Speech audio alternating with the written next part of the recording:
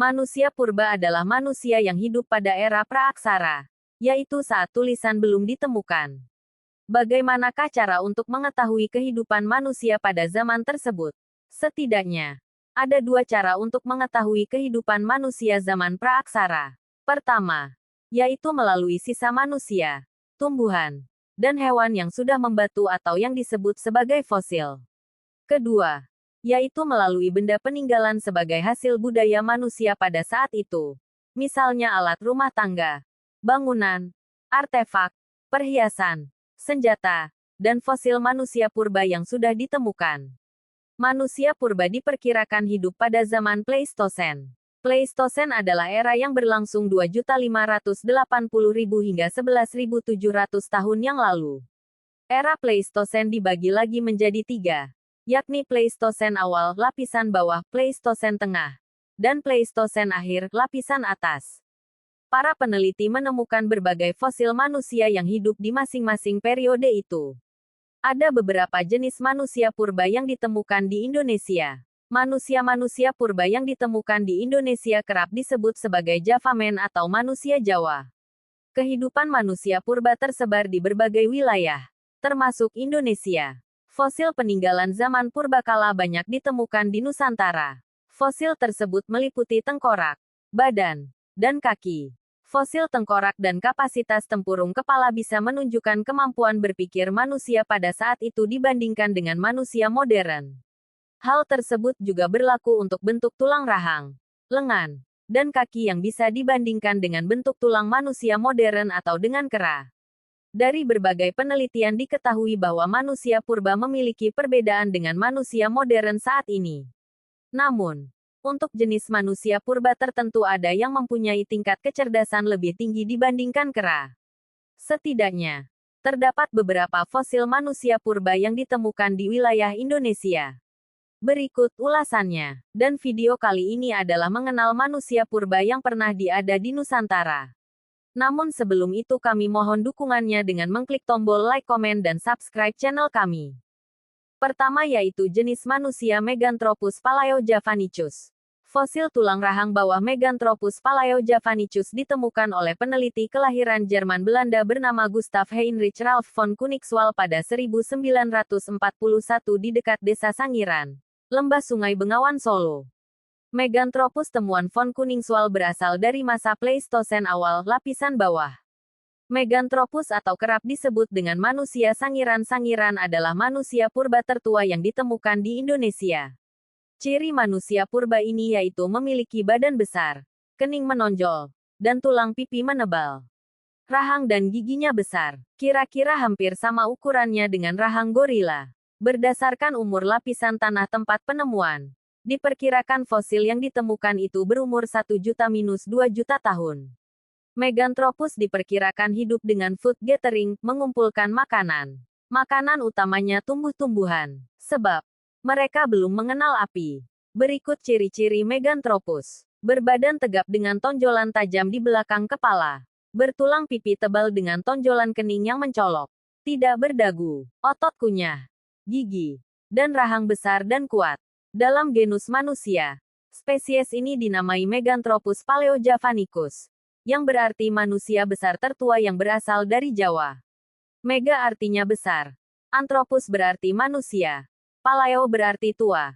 Dan Javanicus artinya Jawa. Namun, banyak juga ahli yang kemudian mengklasifikasikannya sebagai Homo erectus palaeojavanicus.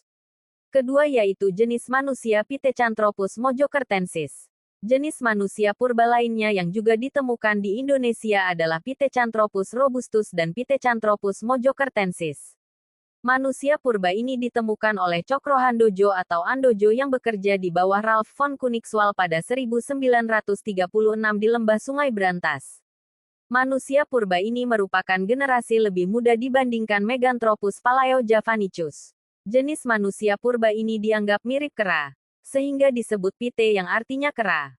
Andojo awalnya mengira tengkorak itu milik orang utan, sehingga dinamai Pithecanthropus atau manusia kera. Namun, von Koenigswald mengenali fosil itu sebagai tengkorak manusia purba. Fosil tersebut berasal dari Pleistosen awal, lapisan bawah, dan dinamai Pithecanthropus mojokertensis. Jenis ini adalah Pithecanthropus yang tertua. Berdasarkan umur lapisan tanah, yakni lapisan bawah dan tengah, diperkirakan Pithecanthropus hidup antara 30.000 sampai 2 juta tahun lalu. Pithecanthropus hidup secara berkelompok dan hunting and food gathering, berburu, menangkap ikan, dan mengumpulkan makanan. Pithecanthropus sudah menggunakan alat untuk mencari makan. Alatnya sangat sederhana, yakni batu atau kayu yang ditemukan. Beberapa contoh alat dari batu yang digunakan Pithecanthropus adalah kapak genggam, kapak perimbas, dan kapak penetak. Alat-alat ini banyak ditemukan di Kabupaten Pacitan, Provinsi Jawa Timur. Kendati sudah menggunakan alat, mereka belum mengolah atau memasak makanan. Penemuan yang kontroversial ini menimbulkan perdebatan soal klasifikasi manusia purba. Von Koningswald pun mengubah nama spesies dari Pithecanthropus mojokertensis menjadi Homo mojokertensis. Berikut ciri-ciri Pithecanthropus mojokertensis. Berbadan tegak, tetapi tidak setegap Meganthropus. Tinggi badannya sekitar 165-180 cm. Tulang rahang dan geraham kuat. Bagian kening menonjol, hidung lebar dan tidak berdagu. Volume otak belum sempurna. Kapasitasnya hanya 750-1,300 cm3. Tulang atap tengkorak tebal dan berbentuk lonjong. Organ pengunyah dan otot tengkuk sudah mengecil. Otot kunyah tidak sekuat Meganthropus. Makanannya masih kasar atau mentah dengan sedikit pengolahan. Makanannya bervariasi, yaitu tumbuhan dan daging hewan buruan. Ketiga yaitu jenis manusia purba Pithecanthropus. Jenis manusia ini didasarkan pada penelitian Eugene Dubois tahun 1890 di dekat Trinil, sebuah desa di pinggiran Bengawan Solo, di wilayah Ngawi. Setelah direkonstruksi terbentuk kerangka manusia, tetapi masih terlihat tanda-tanda kera. Oleh karena itu jenis ini dinamakan Pithecanthropus erectus, artinya manusia kera yang berjalan tegak. Jenis ini juga ditemukan di Mojokerto, sehingga disebut Pithecanthropus mojokertensis. Jenis manusia purba yang juga terkenal sebagai rumpun Homo erectus ini paling banyak ditemukan di Indonesia. Diperkirakan jenis manusia purba ini hidup dan berkembang sekitar zaman Pleistosen Tengah. Dapat diketahui ciri-ciri manusia purba ini, yaitu berbadan tegap dengan alat pengunyah yang kuat. Tinggi badan berkisar 165-170 cm dengan berat badan sekitar 100 kg. Berjalan tegak, makanannya masih kasar dengan sedikit pengolahan. Mempunyai kemampuan berpikir yang masih rendah. Volume otak kepala masih sebesar 900 cm3. Sedangkan volume otak manusia modern sudah lebih dari 1000 cm3 dan volume otak kera tertinggi hanya 600 cm3. Keempat yaitu jenis manusia Homo erectus soloensis. Manusia purba lainnya yang ditemukan di Indonesia adalah Homo soloensis. Seperti namanya, fosil manusia purba ini ditemukan di sepanjang Bengawan Solo, Ngandong, Sambung Macan, dan Sangiran oleh C. Terhar, Gustav Heinrich Ralph von Koningswald, dan W.F.F. Oppernot pada tahun 1931 sampai tahun 1933. Homo soloensis diperkirakan hidup dari 900.000 sampai 200.00 tahun lalu. Von Koningswald di daerah tersebut banyak menemukan fosil-fosil dan artefak-artefak prasejarah, antara lain tengkorak anak-anak, hewan menyusui, dan aneka perkakas. Dia kemudian membagi lembah Bengawan Solo menjadi 3 lapisan, yaitu lapisan Jetis Pleistosen bawah tempat ditemukannya Pithecanthropus robustus, Homo mojokertensis, dan Meganthropus paleojavanicus. Lapisan Trinil Pleistosen tengah tempat ditemukannya Pithecanthropus erectus. Lapisan Ngandong Pleistosen atas tempat ditemukannya Homo soloensis dan Homo wajakensis. Untuk Homo soloensis, von Koningswald menemukan 11 fosil tengkorak. Sebagian telah hancur, tetapi terdapat beberapa yang masih layak menjadi objek penelitian lebih lanjut.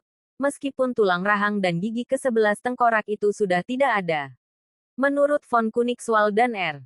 Weidenreich, manusia purba ini lebih tinggi tingkatannya dibandingkan dengan Pithecanthropus erectus. Mereka bahkan telah layak disebut sebagai Homo manusia. Diperkirakan, makhluk ini merupakan evolusi dari Pithecanthropus mojokertensis atau Homo mojokertensis. Yang kelima yaitu jenis manusia Homo wajakensis. Sementara itu, Homo wajakensis ditemukan oleh von Rietzoten di desa Wajak pada 1888 dan Eugene Dubois pada 1889. Manusia purba ini hidup sekitar 60.000 sampai 25.00 tahun lalu. Manusia Wajak diduga sebagai nenek moyang bangsa asli Australia, bangsa aborigin. Kedua jenis manusia purba ini disebut Homo karena memiliki kesamaan seperti manusia modern saat ini. Volume otaknya juga sudah berkembang, bahkan mencapai 1.300 cm3. Fosil yang ditemukan berupa tulang paha, rahang atas, rahang bawah, tulang kering, dan fragmen tengkorak dengan volume sekitar 1.600 cm3. Temuan Rietzoten ini digolongkan sebagai Homo sapiens pertama di Asia. Fosil tersebut kemudian diteliti oleh Eugene Dubois. Dalam sebuah penelitian disebutkan bahwa manusia purba ini sudah bisa membuat alat dari batu dan tulang. Tak hanya itu, Homo wajakensis juga diketahui sudah mengetahui cara memasak. Dari segi fisik, ciri-ciri Homo sapiens ini sebagai berikut. Wajah datar dan lebar, hidung lebar dengan bagian mulut menonjol. Berat badan sekitar 30-150 kg. Tinggi badan kurang lebih 130-210 cm. Otak sudah lebih berkembang. Tengkorak dari Homo wajakensis diketahui mempunyai persamaan dengan tengkorak masyarakat asli aborigin di Australia. Sehingga Dubois memperkirakan jenis Homo sapiens ini dikelompokkan dalam manusia modern yang masuk ras Australoid. Fosil dari Homo wajakensis mempunyai persamaan dengan manusia Niah di Sarawak, Malaysia, dan manusia Tabon di Palawan, Filipina.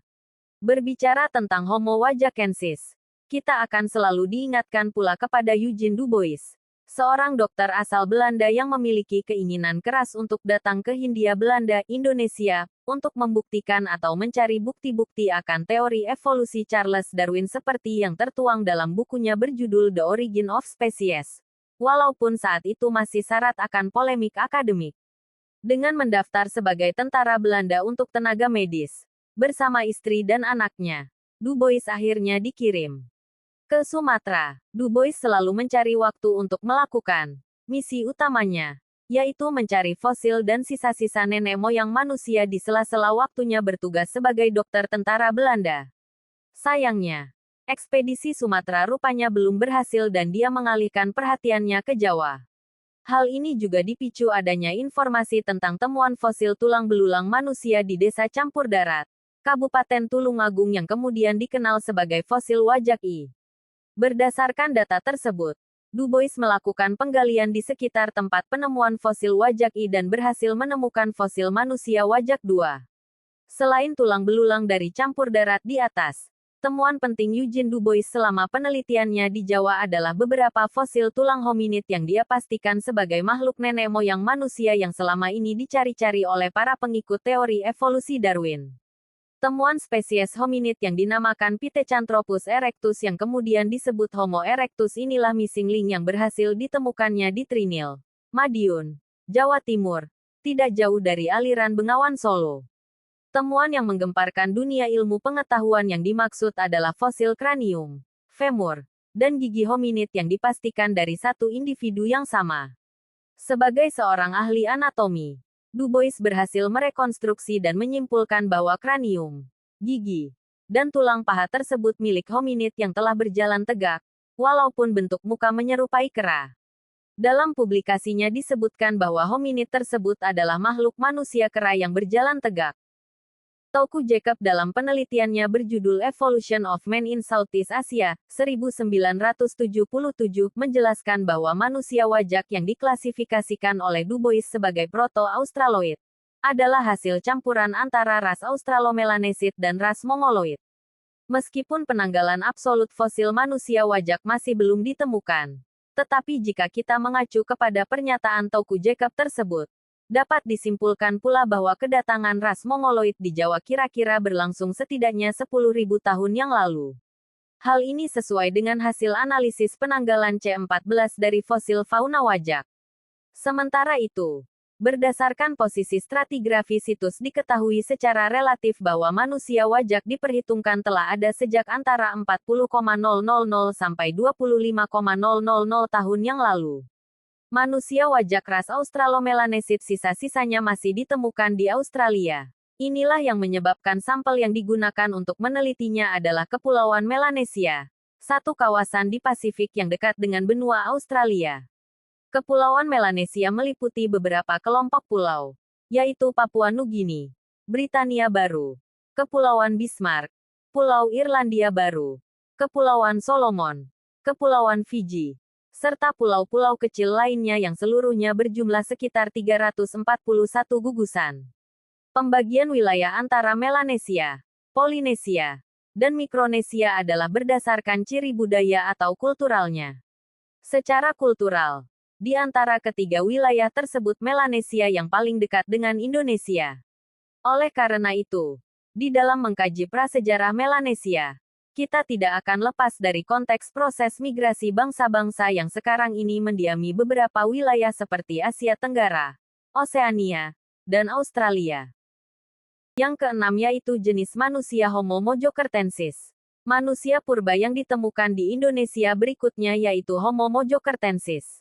Kelompok manusia ini ditemukan oleh Ralph von Koenigswald pada 1936 di Mojokerto.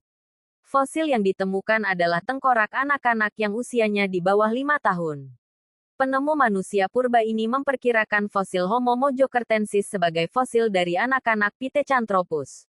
Pithecanthropus mojokertensis disebut juga Pithecanthropus robustus yang artinya manusia kera yang sangat kuat. Ciri-ciri tulang pipi dan alat pengunyah kuat, tulang kening tebal, menonjol, dan melebar sampai ke pelipis muka, menonjol ke depan, tulang kepala belakang terlihat menonjol, berbadan tegap, tinggi badan antara 165 sampai 180 cm, otot-otot tengkuk kuku, volume otak antara 650 sampai 1,000 cm3. Pithecanthropus mojokertensis hidup dengan cara berpindah-pindah tempat atau nomaden, menyesuaikan dengan ketersediaan makanan mereka. Dalam memenuhi kebutuhan sehari-hari, mereka dibantu dengan alat-alat yang masih sederhana dan sebagian besar terbuat dari batu. Alat-alat tersebut terdiri dari kapak perimbas, alat serpi, kapak penetak, dan peralatan dari tulang. Peralatan tersebut mereka gunakan untuk memotong hasil buruan dan sebagai penggaruk bahan makanan seperti umbi-umbian dari dalam tanah. Dan yang ketujuh adalah jenis manusia Homo floresiensis, manusia liang buah. Homo floresiensis ditemukan oleh Peter Brown dan Mike J. Morwood pada September tahun 2003. Manusia liang buah dianggap sebagai penemuan spesies baru yang kemudian diberi nama sesuai dengan tempat ditemukannya, yaitu di liang buah, Flores. Adapun ciri-ciri Homo sapiens yang ditemukan di Flores sebagai berikut. Kepala dan badan mempunyai ukuran kecil. Ukuran otak juga kecil. Volume otak sekitar 380 cm3. Rahang menonjol atau berdahi sempit. Berat badan sekitar 25 kg. Tinggi badan sekitar 1,06 meter. Pengelompokan Homo floresiensis sebagai manusia modern masih menjadi perdebatan banyak ahli. Sebagian menyimpulkan jenis ini adalah hasil evolusi Pithecanthropus. Tetapi ahli lain menduga Homo floresiensis hidup berdampingan atau bahkan satu zaman dengan Homo sapiens. Manusia purba ini mirip Hobbit, ras manusia karangan J.R.R. Tolkien dalam film The Lord of the Rings dan The Hobbit. Para ilmuwan menduga Homo floresiensis cebol karena pengaruh lingkungan. Posisi mereka yang terkurung di Pulau Flores selama ribuan tahun membuat keturunan mereka semakin lama semakin kecil. Nah, itulah penjelasan singkat mengenai manusia purba yang ditemukan di Indonesia. Melalui pemaparan di atas, dapat diketahui jika manusia purba memiliki perbedaan dengan manusia modern saat ini. Namun, untuk jenis manusia purba tertentu ada yang mempunyai tingkat kecerdasan lebih tinggi dibandingkan kera. Demikian informasi di atas, semoga dapat menambah wawasan dan pengetahuan sahabat-sahabat. Sekian dan terima kasih.